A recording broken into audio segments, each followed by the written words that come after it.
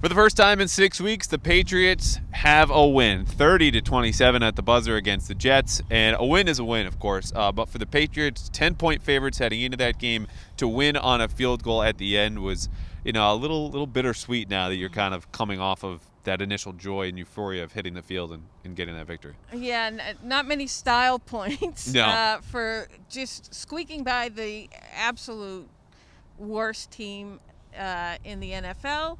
Who's basically trying to tank. Even they couldn't be, they had to squeak against a team that's trying to lose. Not good. No, not good at all. A team that's not trying to lose is coming in here on Sunday night. The 6-2 Ravens, who also have had almost kind of a bittersweet start. The record's very good, but the offense is less explosive. They got waxed by the Chiefs back in Week 3, so they're clearly a step down in the AFC after being the #1 seed a year ago. And they rose to that #1 seed by beating the Patriots just about a season ago. So where do you see the biggest differences, when you get a little bit further into what the Ravens are doing compared to last season? Well, I think after a year of watching NFL MVP Lamar Jackson, I think teams, it started to happen toward the end of the year, but are kind of on to how to better defend them. And I think the Titans were very good at establishing that type of game plan for Lamar Jackson. And other teams have done it, and they have slowed down.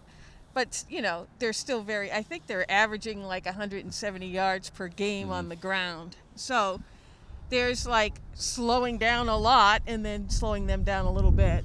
So for the Patriots, there are a couple signs that they might have a chance here against the Ravens, because the Patriots are not given a very good chance out in Vegas. 7-point underdogs, which is the largest spread they faced here in Foxboro since before they won their first Super Bowl in 2001. Now, their run defense a little bit better against the Jets.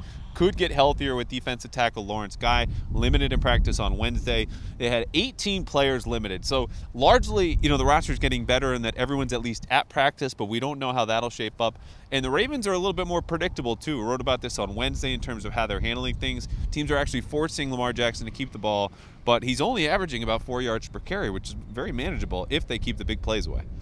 Correct, and that's the whole thing, because maybe you limit him, and then he goes for 20, 30, or goes to the house. That's what he's capable of. So, you can't sleep on him. No, you can't. So the Patriots happy to have a win. Coming off a short week, though, things are as difficult as they'll be all season. If they lose, they fall to 3-6, and likely the postseason hopes are absolutely gone. Yeah. But the Ravens, they're always tough. And we heard from Devin McCourty said yesterday they're among the most physical, difficult teams in the entire league. So it should be fun. Sunday, 8:20 kickoff here from Gillette Stadium.